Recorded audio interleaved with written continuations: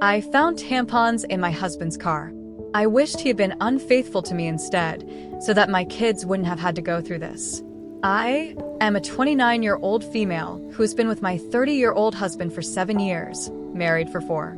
I've never had reason to suspect he was unfaithful to me or even remotely dissatisfied with our marriage. He likes to joke that we're still living the honeymoon phase, nearly 5 years and 2 kids in. I wouldn't have questioned that, or him, were it not for a surprise I found in his car last month. When buckling our daughter into her car seat, I noticed something slotted between the cushions. At first, I thought it was just some stray toy or snack wrapper, so I reached down to fish it out. As my fingers closed around the object, I felt the familiar cylindrical shape of a tampon. Confusion washed over me as I pulled it into view, the bright wrapper stark against the upholstery. This wouldn't have been so unusual had I not had an IUD that has stopped my period for the past year, and I didn't even recognize the wrapper style. It was a brand I'd never used, a small but glaring discrepancy that made my stomach churn. I brought it to my husband's attention later that evening, still holding the offending item like it was evidence in a mystery I was desperate to solve. He didn't seem to understand what it was at first, staring at the tampon in my hand with genuine confusion. "Why are you showing me this?" he asked, his brow furrowing. I took a deep breath, trying to keep my voice steady. "I found it in your car, between the cushions, and it's not mine. I haven't had a period in over a year, remember?" His face remained blank for a moment longer before realization dawned. He shrugged and said it probably belonged to his coworker, Fiona. His initial confusion quickly gave way to dismissiveness as he waved off my concerns with a nonchalant explanation. "Probably Fiona's," he said with a shrug, turning back to his phone. "She must have dropped it when we went out for lunch the other day." I stared at him, waiting for a sign that he understood why this was bothering me. But there was nothing. No apology, no concern, just a casual dismissal. It was as if the tampon was no big deal, and I was overreacting. His indifference felt like a slap in the face, leaving me reeling and questioning everything I thought I knew about our marriage. It's not uncommon for my husband to carpool to lunch with his coworkers, and we're both fairly close to Fiona and her husband. The thought of my husband carpooling with Fiona and her husband had always been a non-issue. They were friends after all, and it wasn't uncommon for them to share rides to lunch. In fact, we often socialized as couples, spending weekends at each other's houses for barbecues or movie nights. Fiona and I had even bonded over shared experiences, like the challenges of balancing work and family life. Our kids played together while we chatted about everything from the latest office gossip to more personal topics. It made sense, considering how often they carpooled. I reassured myself that the tampon could have easily slipped out of Fiona's purse during one of these outings, no big deal. Maybe it fell out when she was grabbing her phone or wallet, getting jostled around in the process. No big deal, right? It was just one of those little accidents that could happen to anyone. I brushed it off as a harmless mistake, convincing myself there was no need to worry. After all, our friendship with Fiona and her husband was solid, built on years of trust and shared experiences. There was no reason to suspect anything out of the ordinary. So, I pushed the unsettling discovery to the back of my mind, determined not to let a small, easily explained incident cause unnecessary drama. I put it out of my mind until we had dinner with Fiona and her husband a couple weeks later. I had sincerely wanted to believe my husband. I just couldn't get over the way it had been tucked in the seat and how my husband had seemed not to have any regard for it whatsoever. Maybe playing dumb? I don't know. I did something that I now feel kind of crazy for doing. I faked an emergency and asked Fiona if she had any tampons while we were out together. She handed me one almost identical to the tampon I'd found in our back seat, and I breathed a sigh of relief. So the tampon, there was probably the same tampon here, and in all likelihood, there was an innocent explanation as to why it had been left in the back seat in the first place. I thought I'd seen the last of the out-of-place feminine hygiene products until I found another tampon this morning, this time in my sock drawer. I feel physically ill at the thought of my husband having an affair, and even more nauseated at the thought that the woman might have left these tampons out for me to find. If it was my husband's coworker, why would she give herself away by offering me one the other night? In any other situation, I would want to talk to my husband about this, but I feel too sick and embarrassed to approach him with what I found. Contemplating every possible source of 2 tampons has been my personal hell for the past few weeks, but I wanted to share an update. Shortly after posting here, I told my sister what happened. The tampon in the back seat and the sock drawer, my husband's cluelessness, the tampon from Fiona, and all the things I suspected but didn't want to believe. We compared tampons, save for the back seat one I had already discarded, and they were a match, just in different absorbents. I hadn't left either in a place where my husband or daughters would have found them and moved them around. My daughters didn't know what they were, or where they had come from. My sister was convinced it was Fiona, either pucking my husband, pucking with me, or both. Direct confrontation of either party still seemed like a bad idea, so she suggested inviting Fiona and her husband over for a Labor Day barbecue. Unfortunately, they already had plans. My sister and I agreed that it was too soon for cameras without any other evidence, so it was just a waiting game from there.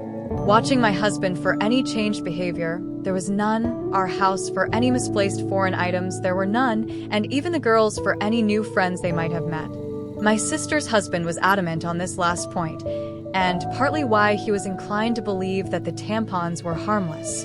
If anything had been happening in or around our home, he said it would be nearly impossible to keep it from me and the girls, since my husband was the one taking them to and from daycare and most other activities during the week. I felt a good bit of consolation in that.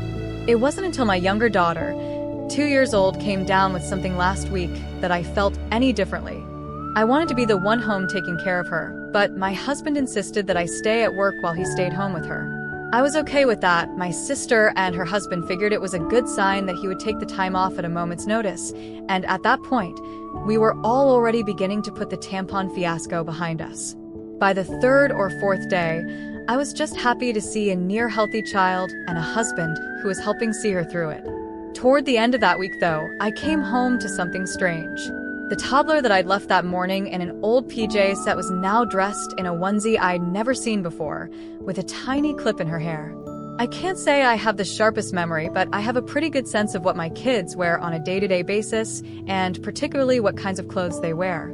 I'd sworn off the full-length sleep suits with snaps across the front long before we'd ever had our second. The long snaps are just a pain in the ass and a no-go for efficient diaper changes, MO. It's just not something I would dress her in, and my husband knows as much. He doesn't plan for or buy the girls' clothes, and he certainly doesn't accessorize them, so I was bewildered and kind of floored at the thought of someone around our sick child without my knowledge. I didn't think twice, and I went straight to my husband to ask if anyone had been over to see him or the girls. He seemed confused like before and asked me why I would think that.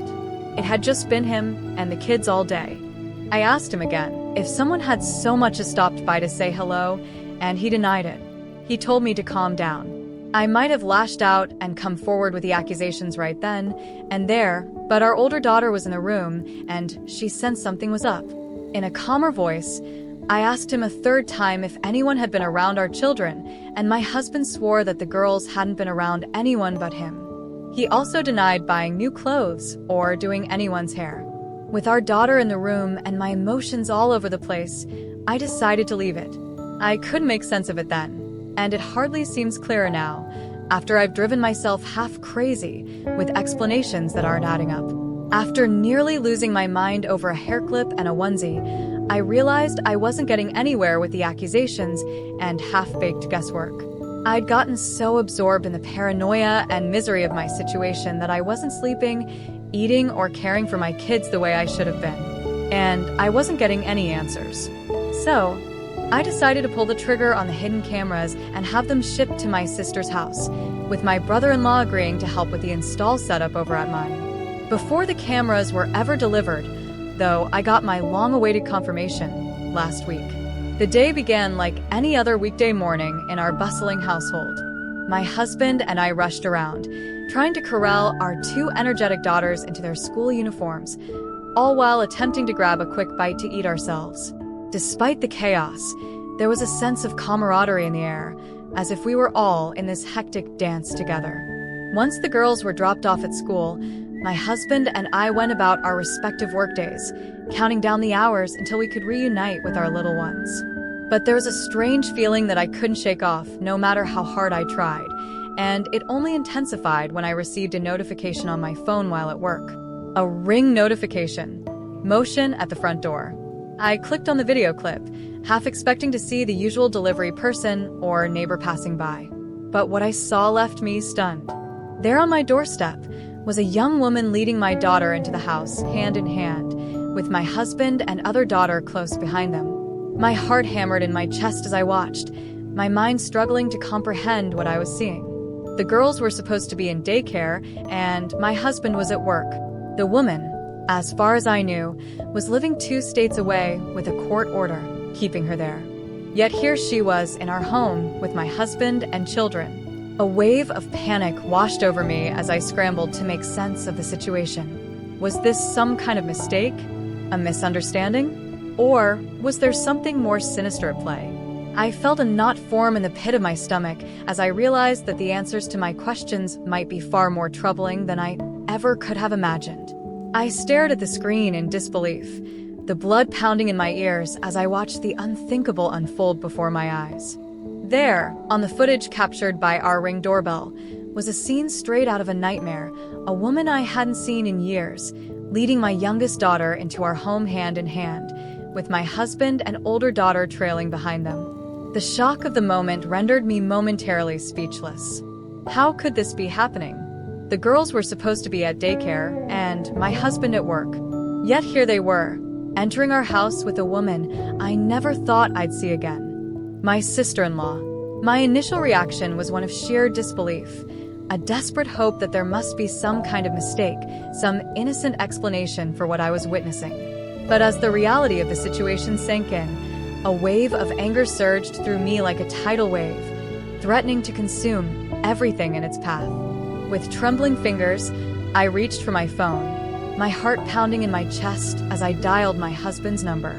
I needed answers, and I needed them now. But as the phone rang on the other end, there was no response. I immediately called my husband to ask him what the puck this woman was doing in our house. He didn't answer, so I texted it to him. Even in his stupidity, he probably realized he had messed up by going through the front door, knew I had gotten the Ring notification, and wanted to delay the inevitable. By the 5th or 6th subsequent call, though, he did pick up. The woman on the camera was my husband's sister. As I would come to find out later, she was the likely source of both tampons, the onesie, and the bow. She is also registered as an individual with a history of abuse and a recovering addict who spent the better part of her adolescence and young adulthood coercing the silence of another one of my husband's family members after she had abused them. I hadn't seen or heard from her in years, and from the way my husband talked about her, I didn't expect I ever would. But here she was in our house with our children. It wasn't just the shock of seeing her after years of silence that left me reeling. It was the realization of what her presence in our home meant. My sister-in-law, fresh off another stint in rehab, was the last person I expected to find sneaking into our lives, especially under such clandestine circumstances. The gravity of the situation hit me like a ton of bricks. This wasn't about a random tampon or a harmless mistake. It was about deception and betrayal at the deepest level. Suffice to say, I was livid.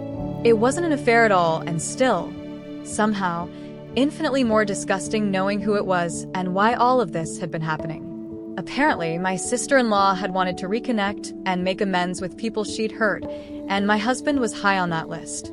The irony of her attempts at reconciliation through deceit and intrusion was not lost on me. My husband didn't want me to know, or worse, try to keep her family, our children, away from her, so they'd been meeting in secret, often at her house when I was at work. They would enter through the garage, in my husband's car, so the Ring camera at the front door wouldn't tip me off. The level of planning and secrecy involved made my skin crawl. She spent the night on a weekend I had been on a business trip and slept in our bed. The very thought of her in our home, in our bed, made me feel violated. She babysat our girls on a night my husband told me he had dropped them off at his parents'. The casual way he had lied to me, the ease with which he had kept the secret, made me question everything I thought I knew about him. She bought the girls' clothes and dressed my youngest in the onesie and bow that my husband had promised in his life I had dressed her and myself. The image of my daughter in that unfamiliar outfit, a tiny clip in her hair, now felt like a haunting reminder of the betrayal that had been unfolding right under my nose. And yet, when I turned to my husband for reassurance, for a glimmer of hope in the face of uncertainty, all I found was disbelief and denial. He brushed off my concerns with a casual shrug, insisting that it was all in my head, that I was overreacting to a series of harmless coincidences. My husband swore this was all in my head: the tampons, the onesie, the bow, and all the rest. He was perfectly content to watch me agonize for weeks over a woman he insisted didn't exist, shrugging off each progressively more unsettling discovery like it was news to him and telling me I was being irrational. He insinuated that I was experiencing postpartum depression 2 years after I'd given birth. For years later, I told him that one of my biggest fears for motherhood was to suffer from PPD like my mother had with me, to not be fully present for our babies and be left with a world of guilt and regret as they grew older. But as the weeks stretched into months and the truth remained stubbornly elusive, my patience wore thin, replaced by a simmering rage that threatened to consume me whole. How could he dismiss my fears so callously, to gaslight me into doubting my own sanity? How could he stand idly by as our family teetered on the brink of collapse? He told me I wasn't sleeping enough, that I missed the girls too much, that I needed to take a step back and reevaluate the state of my mental health. I gave him the benefit of the doubt because he was my husband and because no other version of events made sense. Now, after a month of this mind puck, I have nothing to show for my trust but this pathetic situation. And a lot of anger. My husband failed to explain himself. When confronted, he stammered and stumbled over his words, offering half-hearted excuses that made no sense. He muttered something about trying to protect me from unnecessary stress, about his sister just wanting to make amends, but his words were disjointed and unconvincing. Each excuse was more implausible than the last, a desperate attempt to cover up the truth. His evasiveness only confirmed my worst fears. The man I had trusted and built a life with was now a stranger to me, hiding behind a facade of lies and deceit. I watched as he avoided eye contact, his shoulders slumped in defeat. The weight of his betrayal hung heavily in the air, a palpable presence that neither of us could ignore. There was no reasonable explanation for his actions or for the deceit that had tainted our marriage. Every time he opened his mouth, I could see the panic in his eyes, the realization that he had been caught and there was no way out. His silence on certain points spoke louder than any words ever could, revealing the depth of his dishonesty. I knew then that I couldn't stay with someone who had so blatantly betrayed my trust and jeopardized the safety of our children. The thought of my daughters being exposed to such toxic secrecy and manipulation was unbearable. I had to prioritize their well-being, and that meant making the hardest decision of my life. With a heavy heart, I told him it was over. The look of shock and desperation on his face was almost pitiable, but it couldn't erase the damage that had been done. I walked away, determined to protect my children from any further harm. I decided to end the relationship and file for divorce. The decision was both heartbreaking and empowering. It was devastating to acknowledge that our 7-year journey together had come to such a bitter end, but it was also liberating to take control of my life and prioritize my well-being and that of my children. The divorce process was long and grueling. Each step felt like a new battle in an endless war. There were countless court sessions, each more draining than the last, where I had to relive the pain and betrayal over and over again.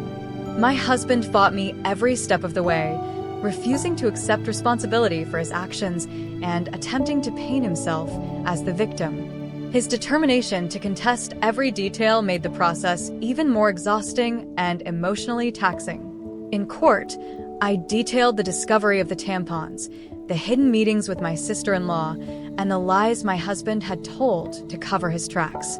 I showed the ring footage, which captured her entering our home with my children, and provided testimonies from my sister and brother-in-law to corroborate my claims.